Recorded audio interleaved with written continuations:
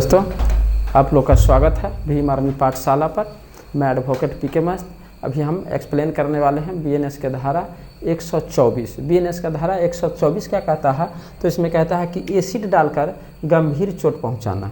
अब 124 के ना दो और सबसेक्शन हैं। एक होता है 124 का सबसेक्शन 1 और एक होता है 124 का सबसेक्शन 2। तो 124 में यह जिक्र किया गया है कि एसिड डाल करके जो है ना गंभीर चोट पहुंचाना, इसका पनिशमेंट दिया है 124 के 1 में, और 124 के 2 में हम आगे देख लेते हैं जो बताया गया है एसिड डालने की प्रयास करना। तो कहते हैं कि एसिड डाल करके गंभीर चोट पहुंचाना या तो शरीर को आंशिक का मतलब शरीर का कोई एक हिस्सा है ना, कोई पार्ट उसको, या फिर अस्थायी रूप से या तो कुछ अंश को है ना कुछ दिनों के लिए, या फिर परमानेंटली है ना विकृत कर देना, जला देना, घायल कर देना, जो कभी काम ही नहीं करे। उस तरीके से किसी अंग को निष्क्रिय कर देना, यानी मनुष्य का जितने भी पार्ट्स है सब काम करता है, अपना एक्टिव रहता है, लेकिन जब है ना ये जल जाएगा या कुछ हो जाएगा तो वो निष्क्रिय हो जाएगा, यानी कोई काम के नहीं रहेगा। उस सूरत को कहते हैं, उस हालात को कहते हैं है ना निष्क्रिय। या फिर एसिड के माध्यम से जला देना, या फिर है ना गंभीर चोट पहुंचाना एसिड फेंक करके, ये सब का सब 124 बीएनएस के धारा 124 में एक्सप्लेन किया गया है।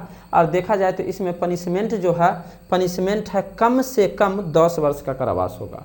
कम से कम 10 वर्ष का कारावास होगा, अधिक से अधिक आजीवन कारावास होगा, और साथ में जुर्माना भी होगा। और यह जुर्माना जितने भी खर्च उस है ना उस पीड़ित को या पीड़िता को है ना जुर्माना खर्च लगेगा इलाज में, उस सब का भरपाई जुर्माना के रूप में वो अपराधी करेगा।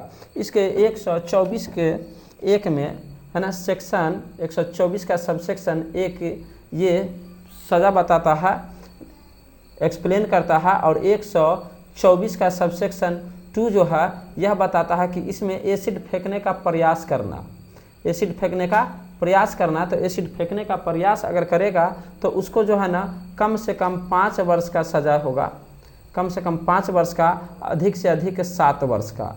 कम से कम 5 वर्ष का सज़ा और अधिक से अधिक 7 वर्ष का सज़ा बताया गया है 124 सेक्शन 124 के सबसेक्शन 2 में। सिर्फ अगर कोशिश किया जाए एसिड फेंकने का किसी के ऊपर तो हम देखें, अगर देखें तो ये जमानती है कि गैर जमानती है, यानी बेल हो सकता है या नहीं, तो कहिएगा सर ये नॉन बेलेबल है, ये बेल नहीं हो सकता, और ये कॉग्निजेबल है। इसमें भी पुलिस जो है ना आपको विदाउट वारंट आपको अरेस्ट कर सकती है, अपना प्रक्रिया शुरू कर सकती है।